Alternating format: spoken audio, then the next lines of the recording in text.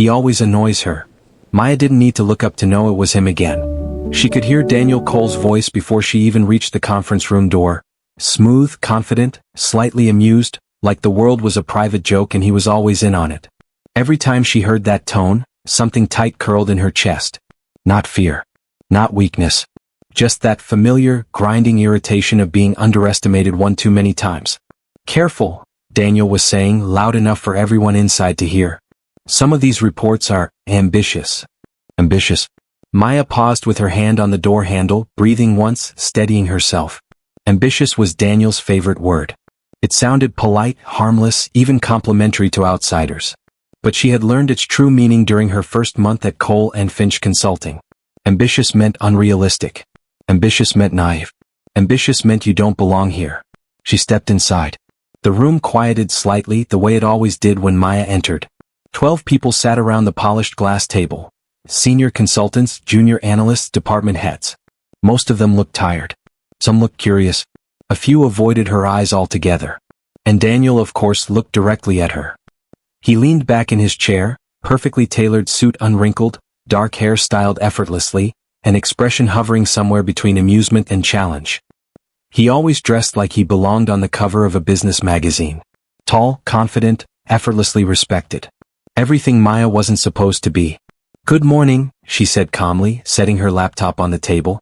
Daniel glanced at his watch. "Morning. We were just discussing your projections." Her projections. She met his gaze. And, he continued smoothly, they're bold, aggressive, optimistic even. A few people shifted uncomfortably. Maya could feel it, the tension, the unspoken awareness that this wasn't really about projections. It never was. "My projections," she said evenly, "are based on 3 years of market data, 2 independent audits and current international trends." Daniel smiled. "I'm sure you put a lot of effort into them." There it was. The subtle dig. The implication that effort was all she had. Maya clasped her hands together under the table, nails pressing lightly into her palms. "Effort doesn't replace accuracy," she replied. "Results do." The room went quiet. Daniel's eyebrow lifted just slightly. For a fraction of a second, something unreadable flashed in his eyes. Surprise, perhaps. Or interest. It vanished just as quickly. "Well," he said, straightening, "we'll see if the board agrees." They always agreed with him. That was the unspoken truth no one liked to admit. Daniel Cole was one of the youngest senior partners in the firm's history. His name carried weight. His opinions shaped outcomes. And when Daniel questioned something, people listened. When Maya spoke, people evaluated. After the meeting ended, Maya gathered her things quickly, intent on escaping before the whispers started. She could already feel them, the looks, the half-smiles, the silent judgments. "She's confident," someone would say. "She's a little intense," another would add. "She's smart but..." There was always a but. "Maya." She froze. Daniel's voice again. She turned slowly. "Yes." He stood near the doorway, jacket slung casually over one shoulder, blocking her exit without technically blocking it. The move felt deliberate. It always did. "Don't take it personally," he said. "This firm rewards realism." She met his eyes, refusing to look away. "Then it's a good thing realism and ambition aren't opposites." His smile widened. "Careful. That edge of yours? It rubs people the wrong way." "Funny," she said softly. "I was thinking the same about yours." For a moment the air between them crackled. Daniel studied her like a puzzle he hadn't quite solved yet. Then he stepped aside, gesturing toward the door. "Have a good day, Maya." She walked past him without another word, her pulse racing faster than she wanted to admit. In the hallway, her assistant Lena hurried to catch up. "You okay?" "I'm fine." "You sure?" Because that looked like one of his moments. Maya exhaled. "He annoys me." Lena snorted. "He annoys everyone. You're just the only one brave enough to push back." Brave. That word followed Maya all the way back to her desk. Brave sounded noble, admirable. But bravery didn't stop the quiet isolation. It didn't stop the way some colleagues spoke over her in meetings, or how others assumed she was junior despite her credentials. And it certainly didn't stop Daniel Cole from circling her like a challenge he refused to lose. By lunchtime the email arrived. Subject: Board Review, Revised Projections. From Daniel Cole. Maya stared at the screen, jaw tightening. "Of course," she murmured. "He wanted revisions. He always did. Not because her work was flawed, but because it reminded him she didn't fit the mold he was used to controlling. She stood, grabbed her notebook and headed toward his office. Daniel's door was open, sunlight streaming in through the tall windows behind his desk. He looked up as she entered, lips curving in a familiar, infuriating half-smile. That was fast. I don't waste time, she said. What exactly needs revising? He leaned back, folding his arms. Let's call it tone adjustment. My data has tone now? Your presentation does, he replied. You come across as forceful. Maya laughed once, humorless. When men do it, it's called leadership. Daniel didn't deny it. He simply watched her, head tilted slightly, like he was enjoying this far too much. Lower your margins, he said. Soften the language. Make it more approachable. She stared at him. Approachable to who? To the people signing the checks. And if they want results? She asked. Or do we only offer comfort here? Something shifted then. The room felt smaller, heavier. You pushed too hard, Daniel said quietly. That kind of confidence can backfire. Maya stepped closer to his desk, close enough now that she could see the faint stubble along his jaw, the crease between his brows when he concentrated. I didn't get here by shrinking, she said. And I'm not about to start. For a moment, neither of them spoke. Then Daniel stood. The height difference between them was impossible to ignore. He towered over her, presence commanding, gaze steady. Just be careful, he said. This place eats people alive. Maya met his stare, unflinching. Then it's lucky I don't scare easily. She turned and left before he could respond, heart pounding in her chest. That evening, as the office slowly emptied, Maya remained at her desk, fingers flying across the keyboard. She revised nothing of substance. She adjusted phrasing, smooth transitions, but her numbers stayed the same. Truth didn't need permission. As she packed up to leave, she caught her reflection in the darkened window. Tired eyes. Hair pulled back in a simple knot. Sensible blazer. Practical shoes. Invisible armor. She had learned long ago how to blend in, how to survive spaces that weren't built for her. But lately she wondered if survival was enough. She didn't know yet that everything was about to change. She didn't know that in just a few days Daniel Cole would see her in a way he never had before. And when he did, the balance of power would shift forever. The more he pushes, the stronger she stands. By the end of the week, Maya had learned something important. Daniel Cole didn't just annoy her by accident. He chose to. Every interaction carried the same pattern. A comment wrapped in professionalism. A suggestion disguised as concern. A correction that subtly undermined her authority in front of others. It wasn't loud. It wasn't obvious. It was refined, polished, and perfectly deniable. And that was what made it exhausting. On Thursday morning, the team gathered for another strategy session, this time with regional managers dialed in on the screen. Maya had prepared meticulously. She always did. Her presentation was crisp, her arguments airtight, her conclusions backed by numbers no one could dispute. Or so she thought. As you can see here, Maya said, pointing to the final slide, this approach doesn't just increase profit margins, it stabilizes long-term growth, especially in underrepresented markets. There was a brief silence. Then Daniel cleared his throat. Interesting perspective, he said casually, leaning forward. But it might be premature. Maya didn't turn to look at him. She kept her eyes on the screen. Premature based on what? Based on experience, he replied smoothly. Those markets are volatile. Risky. Investors prefer safer ground. One of the regional managers nodded. Another frowned thoughtfully.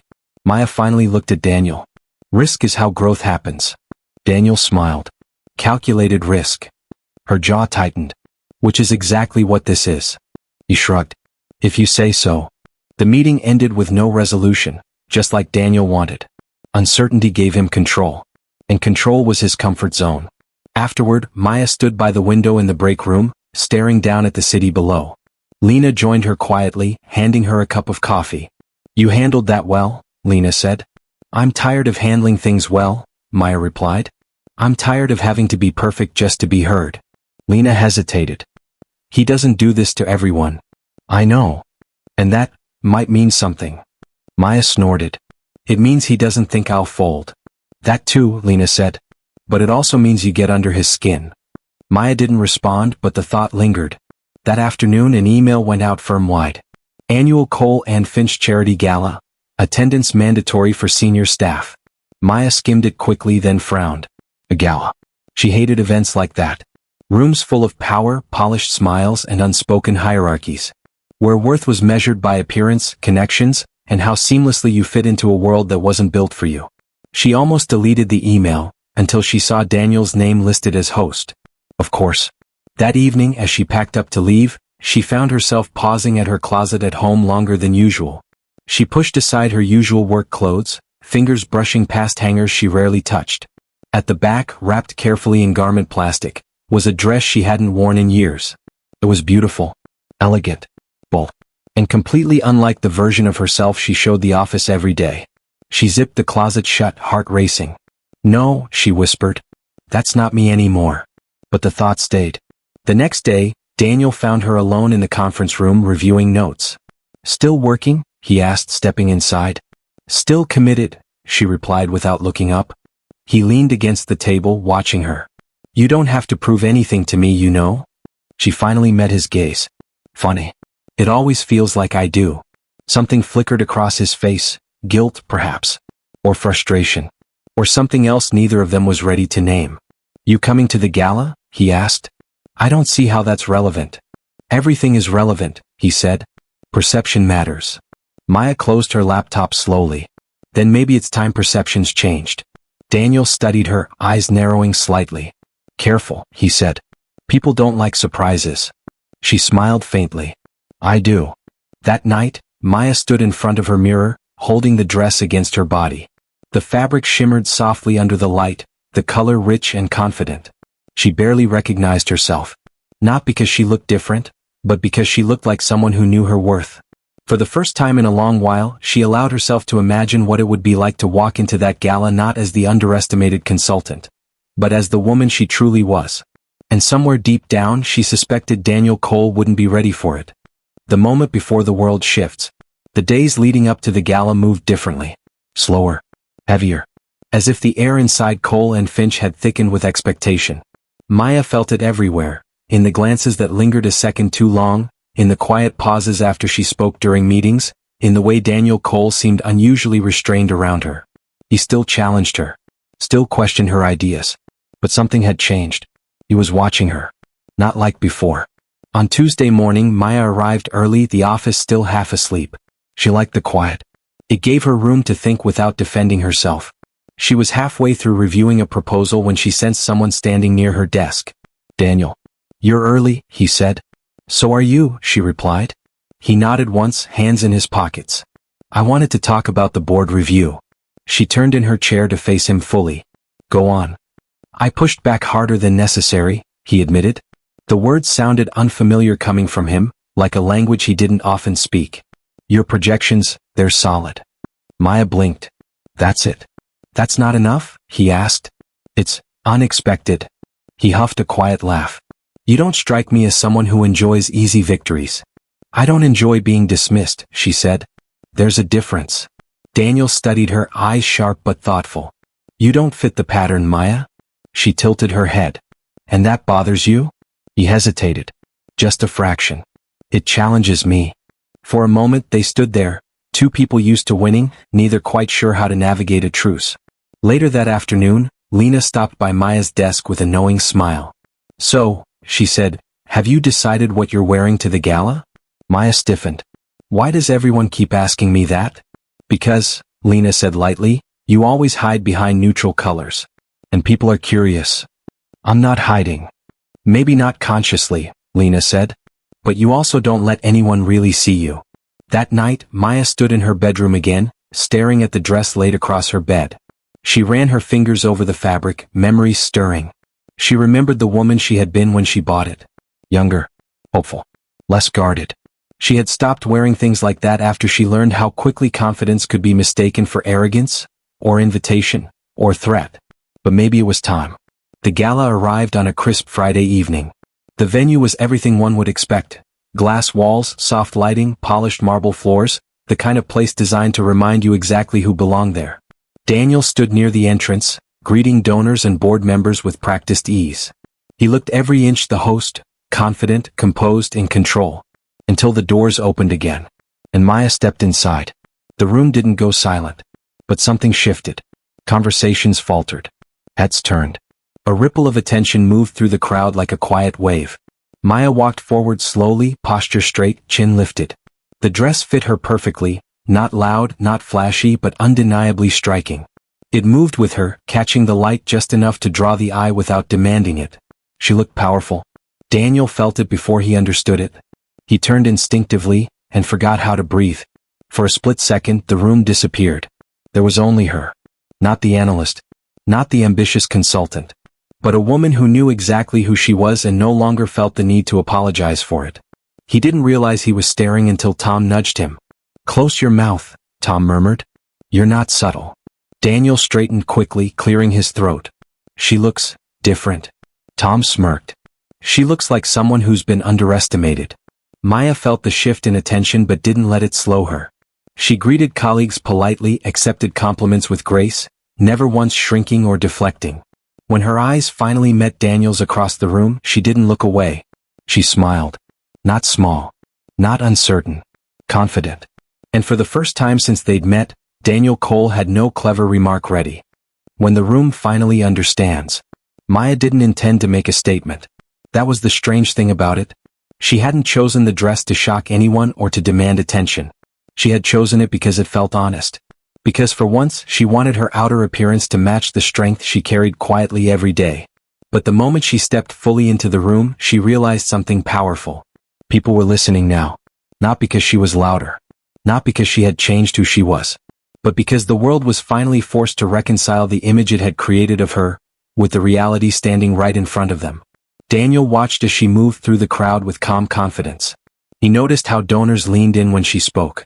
How senior executives nodded thoughtfully at her comments. How her presence shifted conversations without effort. This wasn't novelty. This was authority. And for the first time he understood how wrong he'd been.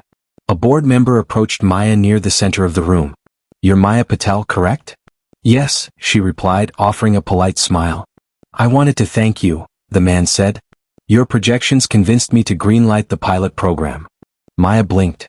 "They did." "They did," he said warmly. "Frankly, they were the most forward-thinking proposal we received." Daniel froze. The man turned slightly, gesturing toward him. "Daniel, you didn't mention how instrumental she was." Every head nearby turned toward Daniel. The silence was subtle, but unmistakable. Daniel cleared his throat. "Maya's work speaks for itself." It was the first time he had said it out loud. Maya looked at him, surprise flickering briefly across her face. Then she nodded once, acknowledging the moment without savoring it. Grace even in victory. As the evening continued, the shift became impossible to ignore. People who had once spoken over her now waited for her input. Colleagues who had dismissed her now asked for her opinion. Compliments followed her, not about her dress but about her insight, her clarity, her leadership. Instant karma doesn't always arrive with fireworks. Sometimes, it arrives quietly, through recognition that can no longer be denied. Later in the evening, Daniel found himself standing beside her near the balcony overlooking the city. "You were right," he said finally. Maya turned to him. "About what?" "About not shrinking," he replied. "About not softening yourself to make others comfortable." She studied him for a long moment. "That's not easy to admit." "No," he agreed. "But it's necessary." The city lights reflected in the glass behind her, framing her like a woman who belonged exactly where she stood. "I misjudged you," Daniel said. "And I let my own assumptions get in the way." Maya exhaled slowly. "You weren't the first. But I should have known better." "Yes," she said gently. "You should have." They stood there in silence, not tense, not awkward. Just honest. Across the room, Lena watched with a satisfied smile. Because sometimes justice isn't about humiliation. Sometimes it's about respect finally being given, publicly, undeniably, and without conditions. And Daniel Cole, the man who had always believed he controlled the room, was now learning something far more important. The room had never been his to control. It had always been hers to claim. Respect is earned, and never forgotten. The Monday after the gala felt different. Not louder. Not dramatic. Just different. Maya noticed it the moment she walked into the building. People greeted her by name. Not rushed nods or polite acknowledgments, but genuine greetings. A senior consultant held the elevator door for her. Another colleague asked for her opinion before starting a discussion. Small things. But small things were how change announced itself. She reached her desk to find an unfamiliar envelope resting neatly beside her keyboard. Cream-colored. Heavy paper. Inside was a handwritten note. Maya. The board has unanimously approved the expansion strategy. We'd like you to present it personally at Friday's executive review. R. Whitman. Her hands stilled. She read it again. Personally. This wasn't validation whispered behind closed doors. This was visibility. Authority. Trust. Across the office, Daniel stood in his doorway watching her reaction. He didn't interrupt. Didn't claim credit. Didn't position himself between her and the moment. That alone told her how much had changed. Later that afternoon he asked her into his office. This time he didn't stand behind his desk. He sat. I recommended you lead the review, he said simply. Maya studied him. Why? Because it's yours, he replied. It always was. There was no arrogance in his voice. No edge. Just truth.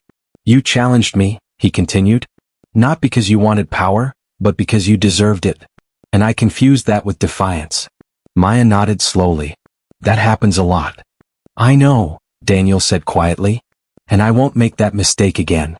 She held his gaze for a long moment, then smiled, not victorious, not smug. At peace.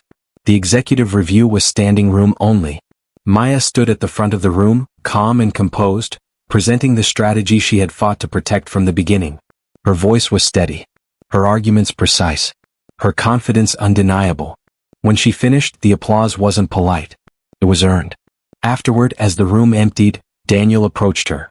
You were exceptional, he said. Thank you, she replied. For stepping back. He smiled faintly. Sometimes leadership is knowing when not to lead. They stood there equals at last.